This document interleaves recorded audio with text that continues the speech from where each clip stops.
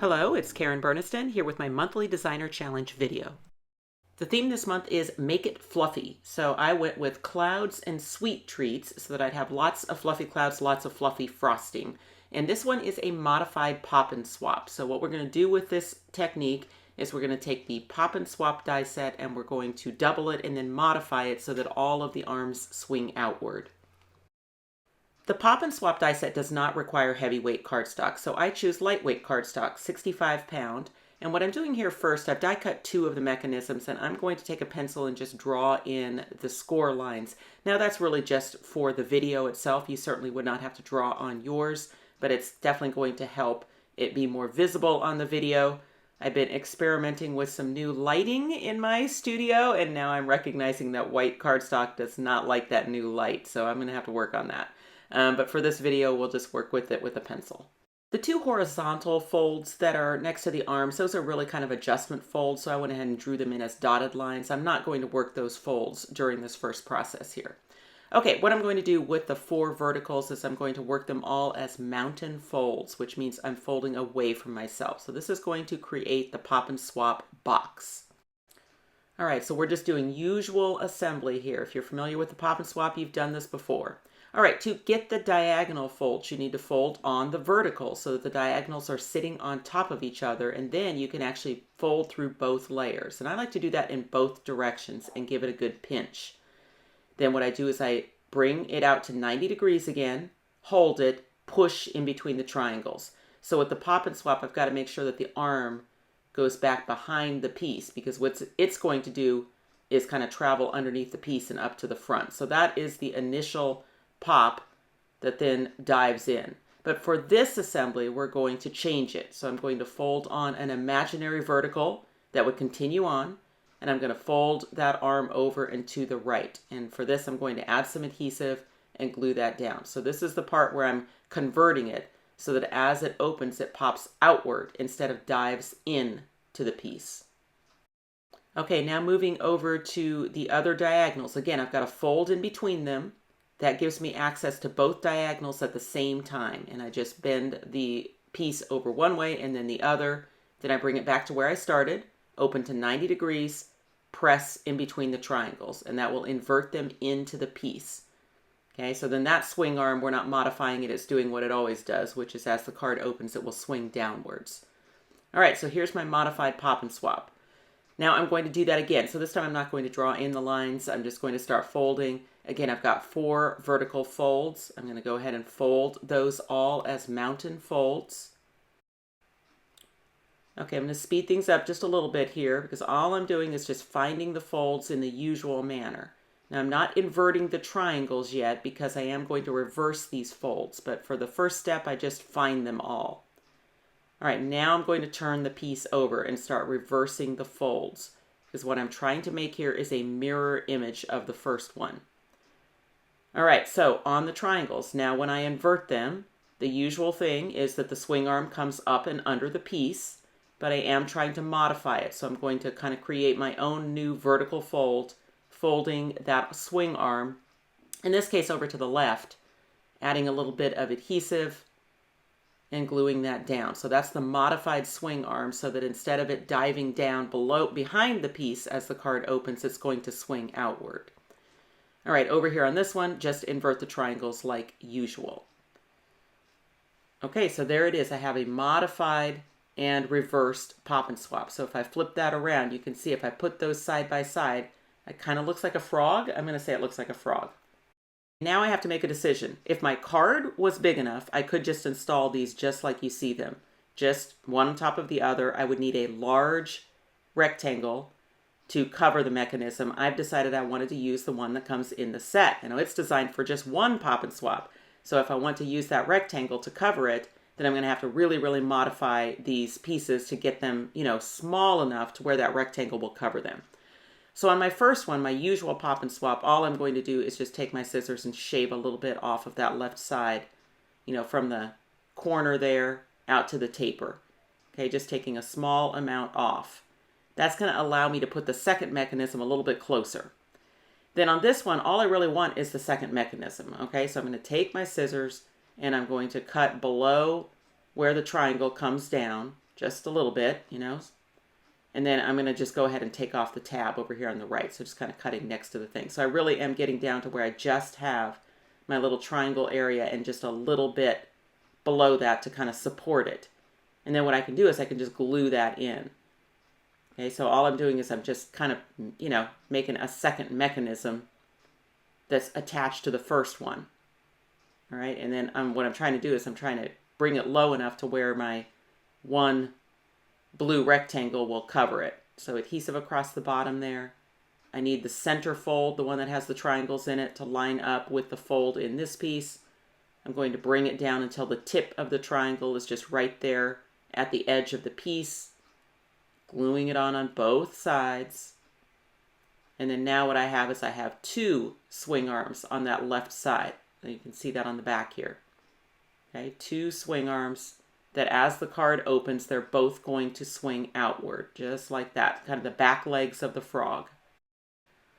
All right, now moving up to the front legs of the frog. So for this one, once again, I really just want the mechanism part itself and that tab on the right. Okay, so I'm just going to take my scissors and I'm just going to snip over here next to where the triangle ends. Okay, so in line with the end of the triangle. Okay, and then I'm going to glue that one behind this fold. So see, and then I'm going to have a doubled swing arm up at the top, so the front legs of the frog. And I'm just, once again, trying to make sure that I bring that down low enough where my rectangle is going to cover it. And if I think that maybe it is a little too tall, I can take a little bit more off the bottom. So I've got all the way up to the edge of the triangle to snip, but I want to leave myself a little bit where I can actually glue it behind there. So, you know, it's not exactly an exact science, you know, I'm just kind of using my rectangle as a guide to figure out, you know, where that goes. All right, so now I figured out that I think this is going to fit, so I need to glue it behind there. So the adhesive's going to go here below the triangles, kind of along this edge. I'm not going to put any adhesive in the actual tab. The tab, I'm going to do another little modification. So I'm just basically getting the mechanism glued in there. Okay, so just lining up the fold, gluing in my front leg. So now I've got two opposite pieces, but what I've also got is a little bit of overlapping tab, and I really don't want that. I would really just like a single tab to go across the base, so I'm going to snip off any portion that overlaps. And I'm just going to glue those kind of side by side inside the card. It doesn't have to be pretty. That's the portion that gets glued down. So there, I've kind of taken off the overlapping tab. All right, so now this one, the front legs of the frog, as the card opens, they're both going to kind of swing out to the right. Okay, so here is my completed mechanism. Now, just for a little extra bit of explanation here, let me just take my pencil and I'll just draw along the edge of what was glued on. Let's see if that helps a little bit. Okay, so there's my new front leg. You can see it's that piece that was glued on in line with the fold. So let me just, on the back here, I'll also kind of trace in the edge. So there's the new piece. The new piece is basically just the front leg mechanism, just glued in so that it's a complete mirror image of the one below. When it is flat, the legs will be vertical. When it opens, the legs will be horizontal. All right, it's kind of same thing here on the back leg. So all I did is just glued on the mirror image piece that included that triangle section and swing arm. So I've got a complete mirror image here. And then in the closed position, what'll happen is the back legs will be horizontal, the front legs will be vertical, and then as the card opens, it's going to reverse. So the front legs will swing out to the front, the back legs will go vertical. You choose your card size, and a pop and swap will fit in an A2 size card. Now I decided to go just a little bit different than an A2, so I decided on a 4.5 inch by 5 1/4 card. So I started with a piece of cardstock 9 inches wide, 5 1/4 inches tall, scored in the middle for folding.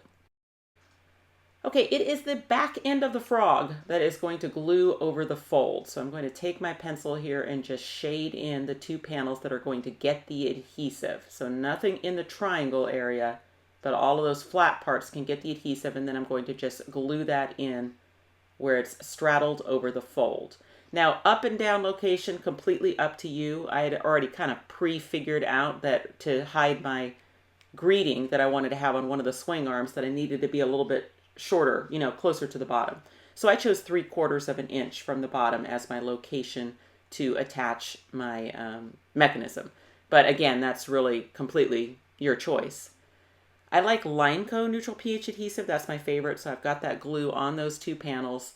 I'm going to flip that over and straddle the fold with those two panels, putting the bottom edge of that box right on that 3/4 inch line. And this is where that lightweight cardstock is also helping me, because I've used heavyweight for the card itself, but then lightweight for the mechanism. Then it's going to be easier to just get that operating inside that card, because that fold in a fold isn't so bulky. All right, I want the triangles to come inward as the card closes. So as I close it, those legs should be lifting up from those triangles, going to that horizontal position. Then as the card opens, they'll go to vertical. And the fold is directly over the fold of the card. All right, over here on the front end of the frog, I need to find the closed position. So the closed position is when the arms are vertical. Now, if you've got it out here where you've got horizontal arms, that's incorrect. Take those tabs and pull one more panel forward so that they are vertical. And then it is going to be the little small tapered tabs that are going to get the adhesive. So right there where I shaded with my pencil, that's where the adhesive is going to go for the front end of the frog. Just add my strong glue. And then what I want to do is keep that in that flat position while I close the right side of the card. So just pressing it down on the table, keeping it flat, closing the right side of the card and into that exposed adhesive. And then that will attach that mechanism perfectly on the right side of the card, exactly where it needs to go. Now, the first time I open it, I like to give it a little help so it doesn't just pop off of there. I can even go in and kind of over flatten it so that I can give it a good press in the open position. And then there you go. One modified pop and swap so that it has 4 arms and so that they are all swinging outward as the card opens. Okay, and here comes the moment of truth. Is my big rectangle from the set going to be large enough to cover up all of the mechanism so that only the swing arms are visible? So that's the biggest rectangle in the set. I want to line it up on the left-hand side with the lower part. It's doing a great job on the left side. On the right side, I can see just a smidge of my upper triangle sticking out above that rectangle. So here it is, lining it up. See, right here, I've got just a little bit of triangle showing, but luckily I can just snip some of that off. So I'm just going to take my scissors and snip a little corner of that triangle off to hide it back behind that rectangle. Okay, so let me check again. Looks like I could take even a little bit more off just to make sure that that is hidden when it's behind the rectangle. Okay, it is going to work. So now I'm going to take my pencil shading again, show you all the spot that gets the adhesive to attach that rectangle. So basically all of the flat parts up on top. You can see that I just shaded that in with my pencil. That's where all of the adhesive is going to go. I definitely suggest that you put the adhesive on the mechanism because it's the smaller piece of the two things you're trying to glue together, so that you wouldn't want stray adhesive. So we've got to keep that adhesive to the pop-up where it's going to touch the rectangle, and then just press my rectangle on, and then I'm going to carefully close it so that I can give it a really good press in the closed position. And there it is. So I've hidden all of that mechanism up under behind that rectangle, and now I've got those 4 swing arms. And look at how generic that is. That does not have to be clouds and sweet treats, right? That could just be anything. So anything that you put on those swing arms is going to swing outward. Now, this would not have to be a window card. There's nothing about the window that is important to the mechanism. It's just an added little bit of fun.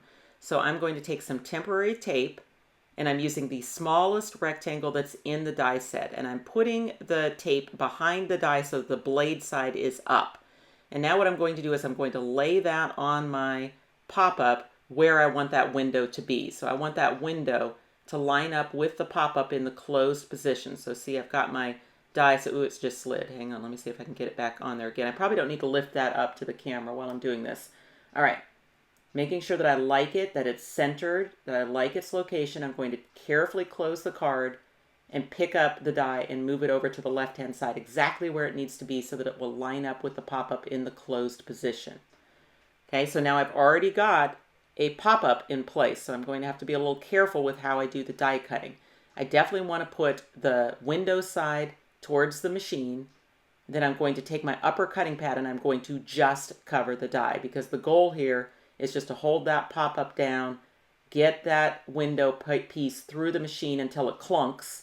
Then I can pull the top cutting pad out and slide the card back the way it came.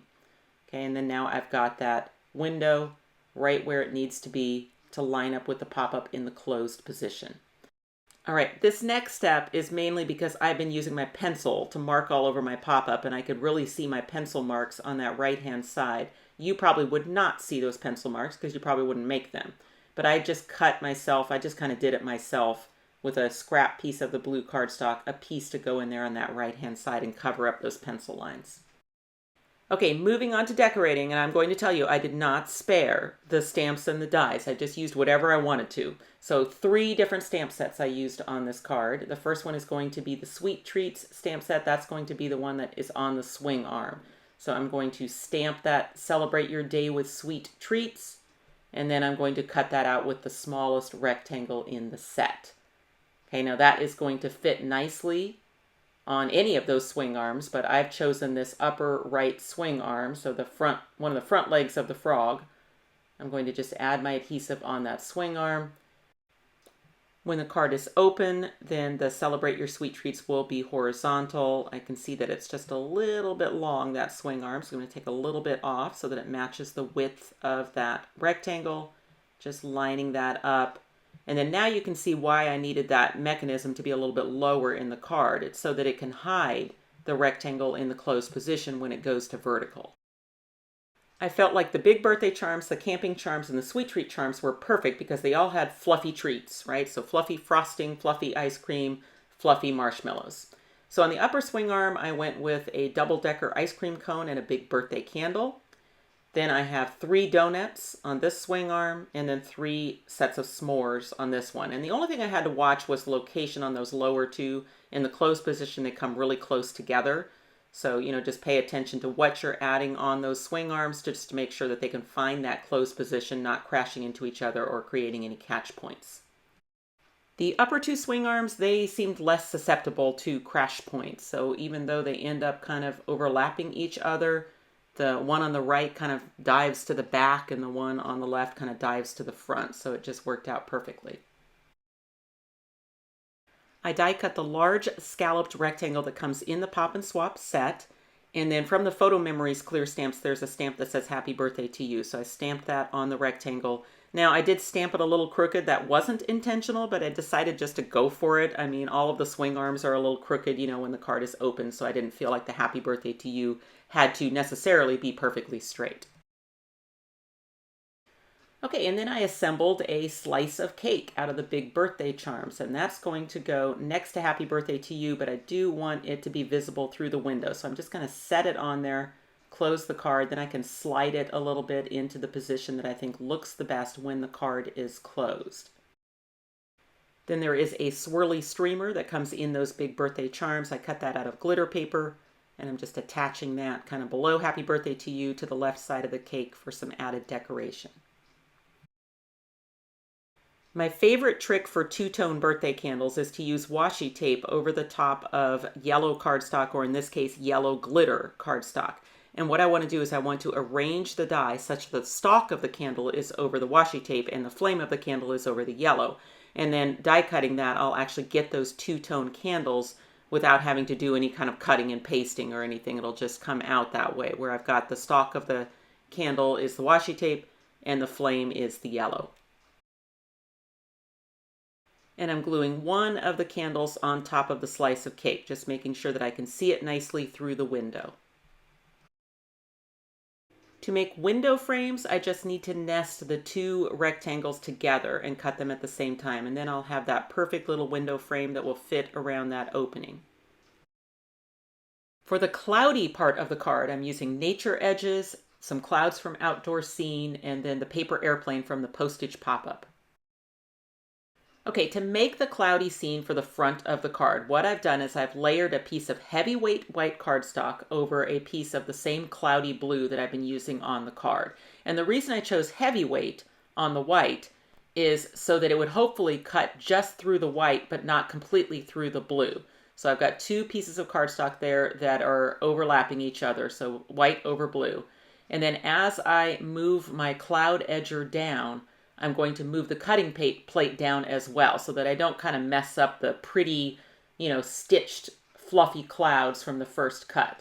So each time I move it down, I just move my cutting plate down as well. And I'm just going to go down the piece at an angle, cutting it 4 different times. So the die has cut through the white layer, so now I can start separating those into individual pieces. But then on the blue layer, it only just pressed in. So I get the benefit of the stitch lines, but I didn't have to piece the blue one back together again. And that's the benefit of using that heavyweight white cardstock, is the die is going to cut through the white, but not quite all the way through the blue.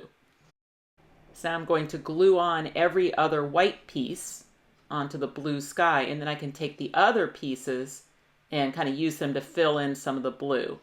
Just maybe trimming the ends, so that they're kind of come to a point, just so it'll look a little bit better. And then just glue those on somewhere into the blue sky, and then trim off the excess. Okay, so now I have my cloudy card front. That's the exact size of the card, and I'm just going to hold that in place for a moment while I take a pencil and draw the window location onto it. So rather than use a die to cut through all those layers, I'm just going to use my scissors, and I'm going to cut just on the outside of the pencil line, because when I put that frame on, it's going to make it all pretty again. So it doesn't have to be, a pretty cut on the window opening. It just has to be big enough that the frame will cover it. Okay, so I'm just going to do that by hand. Get it on there, just make sure I can see a little bit of blue around the inside opening so that I know that I've cut it small enough. And then the other thing I'm going to do is just take a little bit off of the sides of each side of that piece. So then when I glue it onto the front of the card, there's just a little bit of a blue shadow all the way around. I've got a little bit of a rough cut on that window opening, but then once I add the frame over the top, that will clean it up nicely. And I decided to put window frames on both sides of the window opening, so one on the inside as well. Just kind of give it that clean look. Okay, and then for the front of the card, I curved the flying by with a birthday high stamp so that it would be in an arc, and then I'm just going to use my scissors to cut that into a fishtail banner. And then I'm going to ink the edges just a little bit, attach that to that paper airplane from the Postage pop-up, and then attach that to the front of the card. And then my idea was to have some birthday candles falling out from the plane and kind of landing on the cake. And then finishing up with some of the clouds from the outdoor scene just sprinkled all over the inside of the card. My finished card measures 4.5 by 5.25, so I'll use an A7 envelope for that. It actually gets pretty flat. It's not too bad. I think I'll be able to mail that for a single stamp. Now you have to look at this technique and say, well, what else could it be? It doesn't have to be clouds and fluffy sweet treats, it can be anything. And as far as the technique goes, which is converting that pop and swap to be kind of a quadruple pop and pop, that is done with one die set with the pop and swap. And then from there, you can kind of decorate it in any theme for any time of year. If you check the description box below this YouTube video, you will find supply links as well as a link to the blog post. And on the blog post, you're going to find photographs of my card as well as links to all of the wonderful fluffy inspiration by our very talented design team. Thanks for watching. If you click on the website link, you'll go to KarenBerniston.com, where you can purchase these dies as well as find links to our other social media accounts. You can subscribe to this YouTube channel and check out some of my other videos. Thanks so much for watching, and I'll see you next time.